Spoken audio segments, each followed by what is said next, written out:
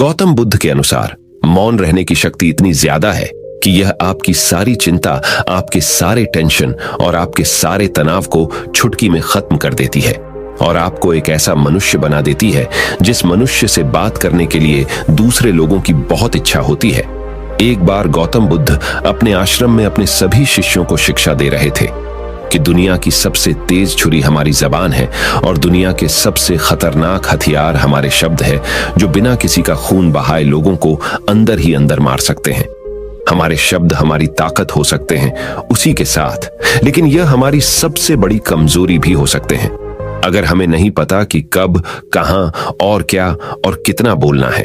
यदि हम सही समय पर सही इरादे के साथ सही शब्दों का प्रयोग करते हैं तो यह हमें एक सफल व्यक्ति बनाता है।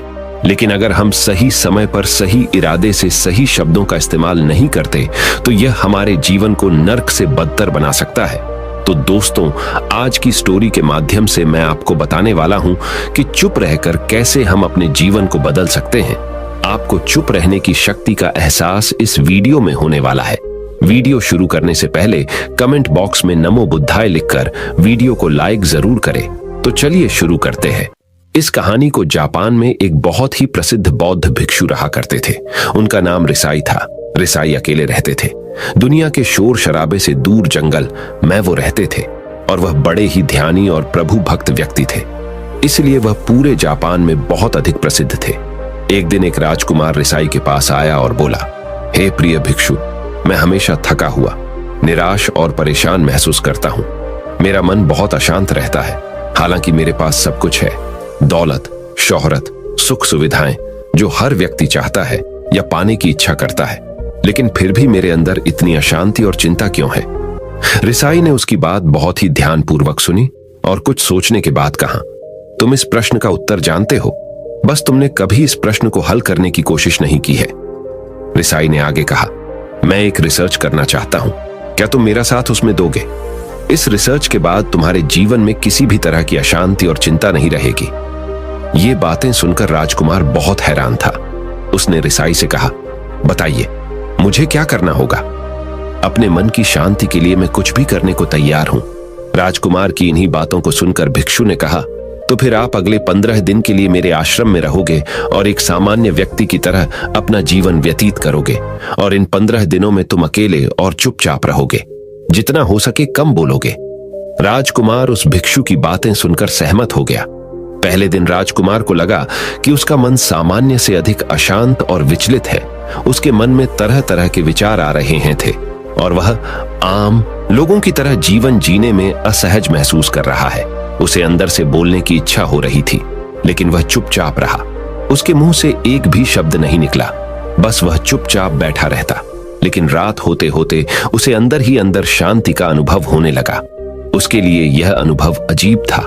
वह खुद से पूछ रहा था कि वह अंदर ही अंदर इतना खुश क्यों है और उसकी आंतरिक बेचैनी और चिंता कम क्यों होने लगी है। अगले दिन राजकुमार अकेला चुपचाप बैठा रहा और वह प्रकृति को निहार रहा। वह पौधों को, फूलों को, आकाश में उड़ रहे पक्षियों को, वह अपने जीवन में पहली बार यह अद्भुत दृश्य महसूस कर रहा था कि उसके पास कितनी सुंदरता है। वह दिन भर प्रकृति की सुंदरता को निहारता रहता और उसकी ताजगी को महसूस करता रहता। इसी तरह से 10 दिन बीत गए और उसके मन की सारी बेचैनी, सारी हलचल, सारी उथल पुथल और सारा तनाव गायब हो गया। 11वें दिन की सुबह राजकुमार फिर से एकांत में बैठ गया और कुछ ही मिनटों में उसकी आंखें अपने आप बंद हो गईं और वह गहरे ध्यान में चला गया। वह पूरे दिन वहीं पर आंखें बंद करके बैठा रहा और गहरे ध्यान में डूबा रहा। ना कोई शब्द, ना कोई चिंता। राजकुमार भीतर से असीम शांति और आनंद से भर गया। राजकुमार अपने बाकी के 4 दिन इसी तरह गहरे ध्यान में व्यतीत करने के बाद 15 दिन बाद रिसाई के सामने प्रस्तुत हुआ और रिसाई को प्रणाम करके बोला, प्रिय भिक्षु, मुझे उत्तर मिल गया कि मेरे मन में इतनी उथल पुथल और चिंता क्यों थी। मैं जान गया कि मेरा मन इतना अशांत और विचलित क्यों था। रिसाई मुस्कुराते हुए पूछा, बताओ क्या उत्तर मिला तुम्हें? राजकुमार ने कहा, मैं आवश्यकता से अधिक बातें करता था। मैं किसी पर भी अपने शब्द और ऊर्जा व्यर्थ करता था। मैं दिन भर अपने लोगों से फालतू की बातें करता रहता और फिर उन्हीं के बारे में अकेले में सोचता रहता और ज्यादातर समय नकारात्मक ही सोचता रहता। इस तरह मैं बस अपना समय बर्बाद कर रहा था। ज्यादा बोलने और नकारात्मक सोचने की वजह से मेरा मन अशांत और बेचैन हो गया था, और इसी वजह से मैं किसी भी काम को ठीक से नहीं कर पा रहा था, जिसकी वजह से मैं हर काम में असफल होने लगा। और फिर इन्हीं लगातार मिलने वाली असफलताओं की वजह से ही मैं और भी उदास और चिड़चिड़ा हो गया। इन्हीं सभी चीजों की वजह से मेरा जीवन नष्ट हो रहा था। लेकिन यहां पर बिताए हुए 15 दिन मेरे लिए पूरी तरह से अलग थे। मुझे कुछ अलग ही एहसास यहां पर हो रहा था। अब मुझे ऐसा लग रहा है मैं अपना जीवन पूरी तरह से जी रहा हूं, लेकिन इससे पहले मैं अपना जीवन गलत तरीके से जी रहा था। और मैंने यह भी सीखा कि हमें सिर्फ ध्यान करने की जरूरत नहीं है। ध्यान अपने आप होता है जब हम शांत और मौन होते हैं। ध्यान के पिछले कुछ दिनों के दौरान मैंने जो पहली चीज सीखी वह यह है कि मनुष्य के जीवन की सबसे महत्वपूर्ण चीज स्वयं को जानना ही है। यह सुनकर रिसाई ने कहा, सिर्फ तुम ही नहीं, दुनिया में ज्यादातर लोग जरूरत से ज्यादा बोलते हैं। आज भी लोग ज्यादातर समय केवल एक दूसरे को नीचा दिखाने के लिए ही बोलते हैं। कुछ लोग ना चाहते हुए भी बातें करते हैं और अपना जीवन बर्बाद कर लेते हैं। रिसाई ने राजकुमार को चुप रहने का महत्व समझाते हुए कहा। एक बार गौतम बुद्ध से उनके शिष्यों ने पूछा, प्रिय बुद्ध, आप ज्यादातर समय चुप क्यों रहते हैं? बुद्ध ने कहा, क्योंकि चुप रहने से व्यक्ति अंदर से अनंत शांति की गहराइयों में होता है। मौन अपने भीतर उतरने की पहली सीढ़ी है। मौन के बिना स्वयं को जानना असंभव है। स्वयं को जानने और समझने का पहला नियम है कि मौन हो जाओ। उतना ही बोलो जितना अत्यंत आवश्यक हो। बेफिजूल की बातें करना छोड़ दो। तुम अचानक पाओगे कि 90% से भी ज्यादातर लोग व्यर्थ ही ज्यादा बोलकर अपना समय बर्बाद कर रहे हैं। ना बोलने का कोई भी नुकसान नहीं है, लेकिन यदि आप ज्यादा बोलते हैं तो आप अत्यधिक गलती कर देते हैं। अगर व्यक्ति कम बोलना शुरू कर दे तो दुनिया की 90% मुसीबतें कम हो जाएगी, झगड़े फसाद कम हो जाएंगे, उपद्रव कम हो जाएंगे। अगर लोग थोड़ा चुप रहना सीख लिए, संसार की बहुत सारी समस्याएं हैं, बहुत सारा उपद्रव सिर्फ बोलने से पैदा होते हैं। सारी बात मौन सीखने की है। जब तुम नहीं बोलते तब तुम एकांत में अकेले हो गए। भरे बाजार में भीड़ में खड़े हो नहीं बोलते। हिमालय के शिखर में पहुंच गए। जिसने मौन की कला जान ली वो भीड़ में भी अकेले होने की कला जान लेता है। एकांत में तो आदमी स्वर्ग में है। दूसरे की उपस्थिति ही बेचैनी पैदा करती है। पहले तुम्हें चुप रहने की शक्ति को धारण करना होगा। इससे तुम अधिकतर ऊर्जा को बचा लोगे और फिर इस स्थिति में पहुंच जाओगे कि तुम कम बोलने लगोगे। अगर तुम किसी के यहां पर जा रहे हो और परेशान हो जाओ तो ऐसे में उचित है कि आंखें बंद कर लो और अपने में खो जाओ। वहां से आपको ताजगी महसूस होगी, क्योंकि तुम्हारे अंदर ही जीवन का वो स्रोत छिपा हुआ है, वह किसी दूसरे में नहीं है। इसके बाद राजकुमार उस रिसाई से पूछते हैं, आखिर कौन हमें अपने अंदर तक लेकर जाएगा? ये बातें सुनकर रिसाई बुद्ध कहते हैं, तुम्हें स्वयं ही अपने अंदर उतरना होगा और वहीं से परम राज्य जीवन का आनंद ले पाओगे। आनंद का यहीं से जन्म हुआ है। यहीं से तुम मौत में डूब जाओगे। यही तुम्हारा सूरज उदय होगा और यहीं से अस्त होगा। इसी प्रकार तुम बार बार इबकी लगाओ। जब भी तुम इबकी लगाकर लौटोगे वहां से तुम पाओगे फिर ताजगी भरी जीवन की नई संपदा मिलेगी। इस नई शक्ति के जन्म होने से तुम्हारी थकान गई, उदासी गई, चिंता गई। जैसे कोई स्नान करके लौटता है तो शरीर शीतल हो जाता है, शांत हो जाता है।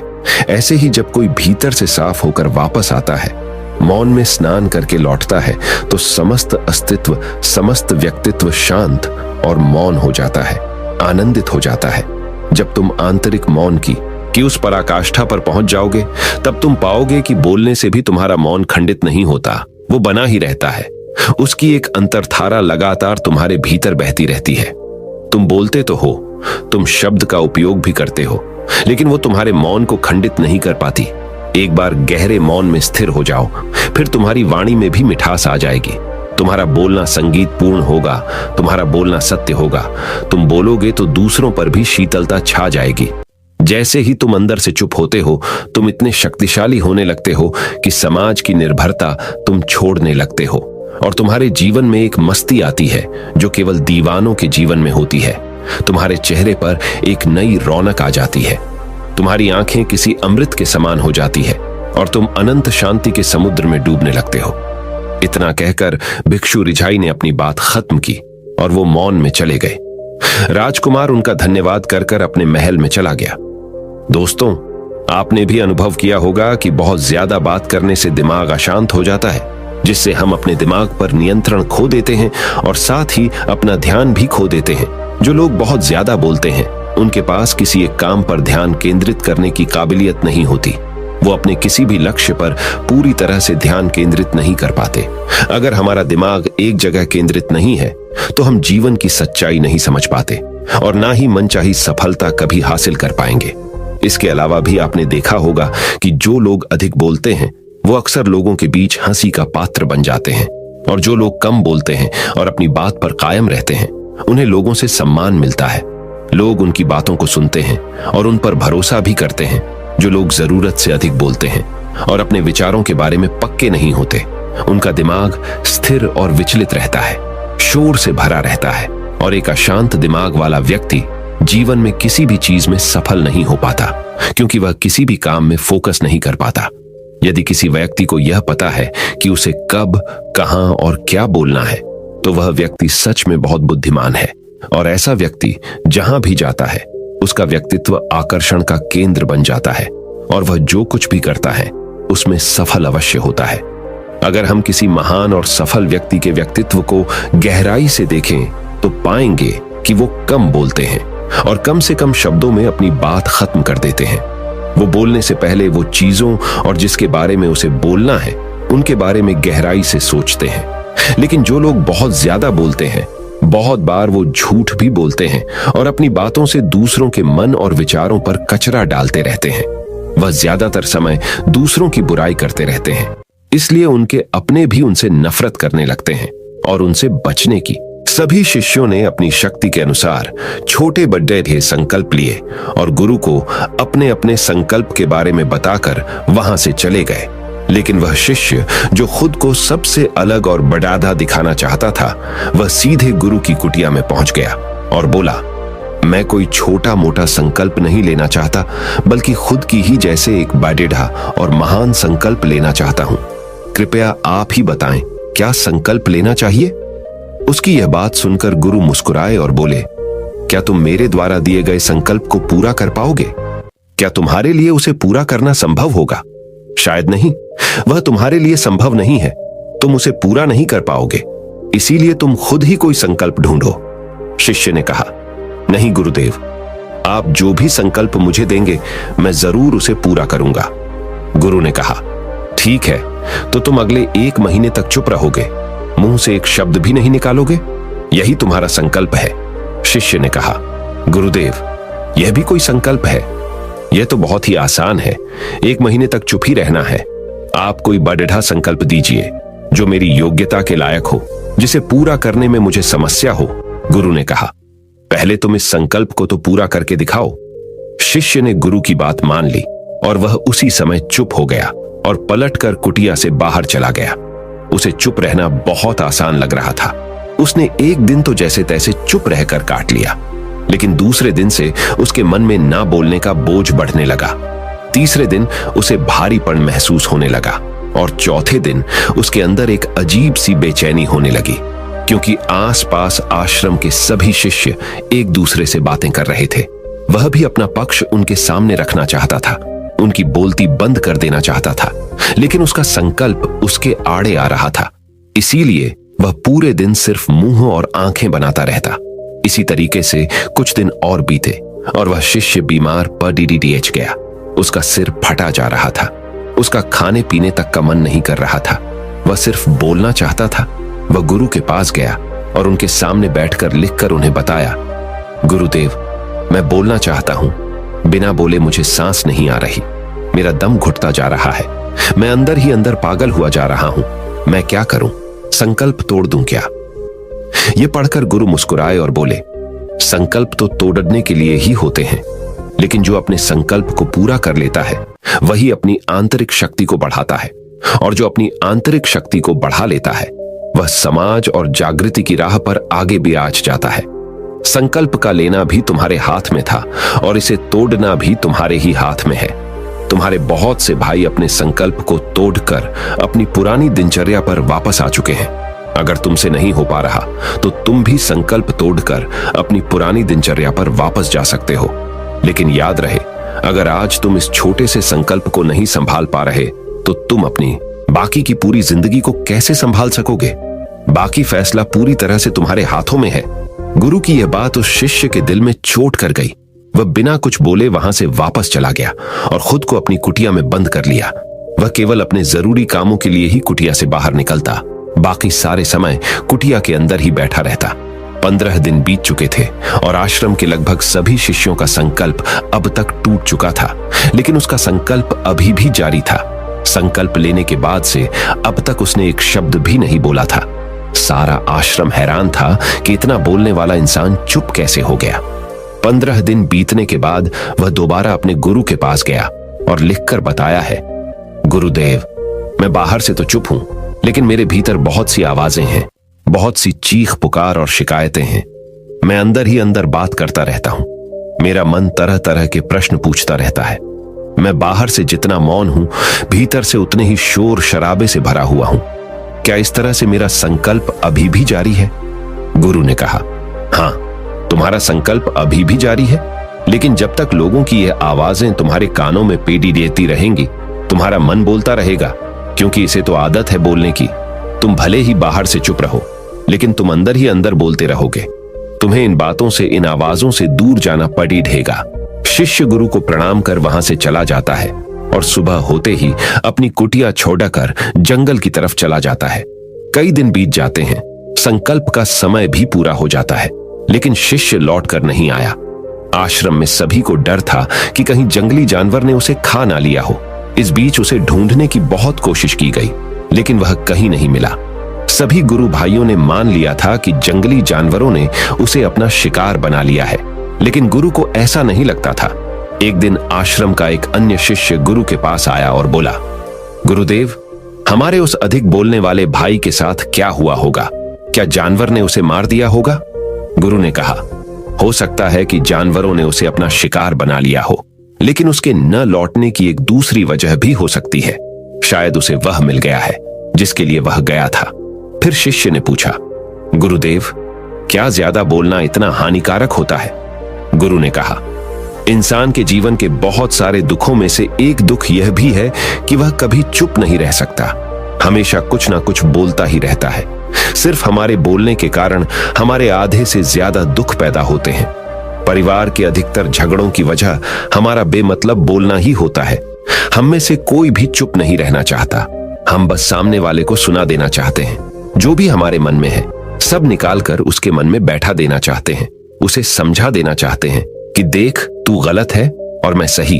और इस तरीके से सब एक दूसरे की सडड ही गली बातों को ग्रहण कर रहे हैं। इस तरीके से सुनने और सुनाने का यह काम जिंदगी भर चलता रहता है। लेकिन इस नासमझी में हम अपना समय, अपना जीवन, अपनी समझ और सबसे महत्वपूर्ण व कीमती पल जो जिए जा सकते हैं, जिनको अनुभव किया जा सकता है, जिनमें आनंद को प्राप्त किया जा सकता है, यह सब खो देते हैं। लेकिन इसके बदले हमें मिलता क्या है? कुछ नहीं, सब व्यर्थ और बर्बाद हो जाता है। इस पागलपन में हमने क्या खो दिया, इसका एहसास केवल कुछ ही लोगों को हो पाता है। बाकी लोग जैसे उन्हें अपने आने का पता नहीं, वैसे ही उन्हें अपने जाने का भी पता नहीं चल पाता। शिष्य ने कहा, तो फिर इसका समाधान क्या है?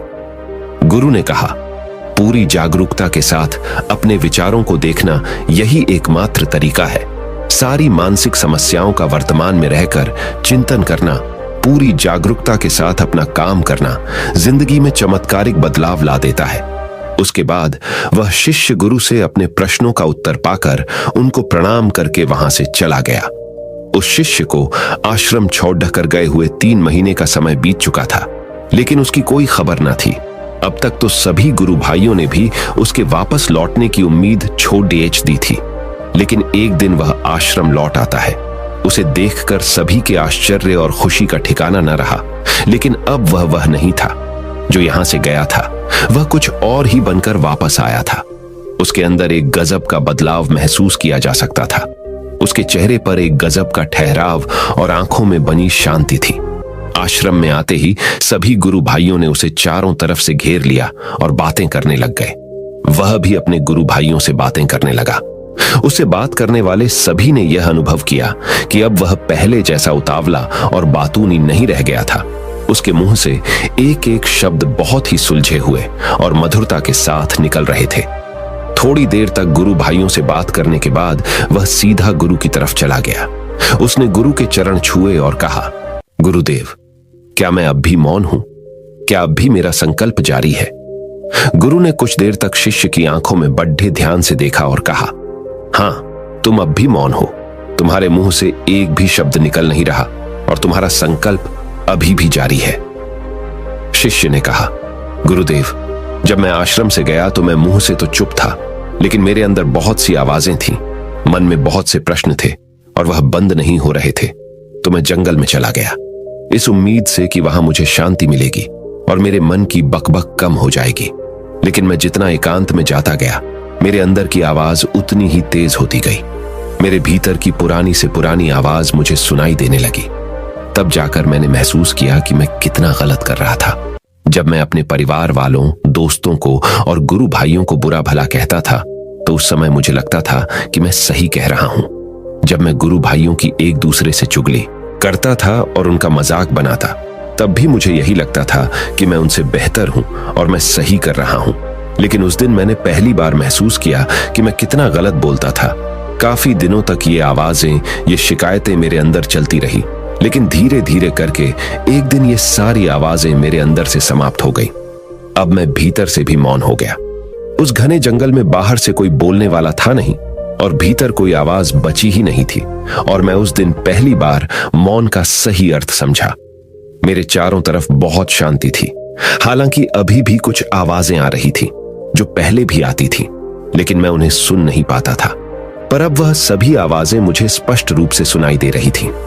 हवा के चलने की आवाज, चिड़ियों के चहकने की आवाज और पानी के बहने की आवाज, ये सभी आवाजें मैंने पहली बार पूरे होशपूर्वक सुनी। अपने चारों तरफ इतनी शांति मैंने पहले कभी महसूस नहीं की थी। तो इस शांति को भंग करने के लिए मैंने पहली बार अपने मुंह से कोई शब्द निकाला। मैं चिल्लाया, हे ईश्वर, ये कैसी शांति है? सभी कुछ इतना शांत क्यों है? ऐसा क्या हो गया? लेकिन मेरे चिल्लाने के बाद भी शांति भंग नहीं हुई। सब कुछ पहले जितना ही शांत था, बाहर भी और भीतर भी। हे गुरुदेव, मैंने अपने गुरु भाइयों से बात की, मैंने आपसे बात की। मैं बोल रहा हूं, मैं चल रहा हूं, मैं सब कुछ देख रहा हूं, लेकिन मैं अपने भीतर एकदम एकांत में हूं, मौन में हूं। भीड़ डेच में होता हूं, तब भी भीतर से अकेला एकांत में होता हूं। जब मैं खुद में भी शोर करना चाहता हूं, तब भी एकांत में ही होता हूं। अब सब दिखाई पड़ी डाहने लगा है, सब सुनाई पड़ी डाहने लगा है। गुरु ने कहा, जब तक हम बाहर की तरफ बोलते रहेंगे, भीतर अशांति ही रहेगी। लेकिन जिस दिन हम भीतर की तरफ मुड्डाह जाएंगे, तब हमारे मुंह से कुछ भी निकलेगा, हम शांत ही रहेंगे। दुनिया में जितनी भी बुराइयां हैं, ज्यादातर हमारे बोलने से ही उत्पन्न होती है, क्योंकि हम चुप रहना नहीं चाहते। हम जितनी जरूरत है उससे कहीं ज्यादा बोलते हैं। हम सामने वाले को सुनना नहीं चाहते, बल्कि उसकी बोलती बंद कर देना चाहते हैं। उसे समझा देना चाहते हैं कि मैं कौन हूं, मैं क्या कर सकता हूं। और यही हमारी जिंदगी का मकसद बनकर रह जाता है। हमारी सारी ऊर्जा व्यर्थ के बोलने में बर्बाद होती रहती है। ऐसे ही समाज में लोगों का जीवन दुखों से भर जाता है, जो हमेशा एक दूसरे को सुनाने में लगे रहते हैं। कभी एक दूसरे को सुनना नहीं चाहते, समझना नहीं चाहते, और चुप रहना तो उन्होंने कभी सीखा ही नहीं, क्योंकि चुप रहना उन्हें छोटा महसूस करवाता है। दुनिया की सभी लड़ाइयों का कारण हमारा बोलना ही है। इसलिए हमें सिर्फ उतना ही बोलना चाहिए जितना जरूरी हो, क्योंकि व्यर्थ का बोलना ऊर्जा को नष्ट करना है। और यह बोलना ही हमें कभी अपने भीतर की ओर लौटने नहीं देता, क्योंकि यह हमें बाहर की ओर खींच कर रखता है। और बाहर है ही क्या इस संसार के अलावा। लेकिन अगर अपने भीतर के संसार की ओर मोड़ना है, तो इस मुंह को बंद ही रखना चाहिए। इसीलिए जितने भी बुद्ध हुए, आत्मज्ञानी हुए, वह सभी एकांत की ओर भागे, ताकि उन्हें ज्यादा न बोलना पड़ी डेहे, ज्यादा सुनना न पड़ी डीहे। वह एकांत में रहे और शांत रहे, इसीलिए आसानी से भीतर की यात्रा कर पाए। लेकिन अगर कोई चाहे तो इस संसार में रहकर भी एकांत में रह सकता है, शांत रह सकता है। लेकिन इसके लिए उन्हें अपनी ऊर्जा बचानी होगी, जिसे वह अब तक अपने व्यर्थ के शब्दों में बर्बाद कर रहे थे। दोस्तों, इस कहानी की सीख यही है कि व्यर्थ का बोलना ऊर्जा को नष्ट करना है। ज्यादा और व्यर्थ बोलना ही हमें अपने भीतर की ओर लौटने नहीं देता, क्योंकि यह हमें बाहर की ओर झुकाए रखता है। और जिन्हें भीतर की यात्रा करनी है उन्हें अपने मुंह को बंद ही रखना चाहिए। मुझे उम्मीद है कि आपको यह कहानी पसंद आई होगी और काफी कुछ सीखने को मिला होगा। कहानी के बारे में अपने विचार आप हमें नीचे कमेंट बॉक्स में कमेंट करके बता सकते हैं। नमो बुद्धाय।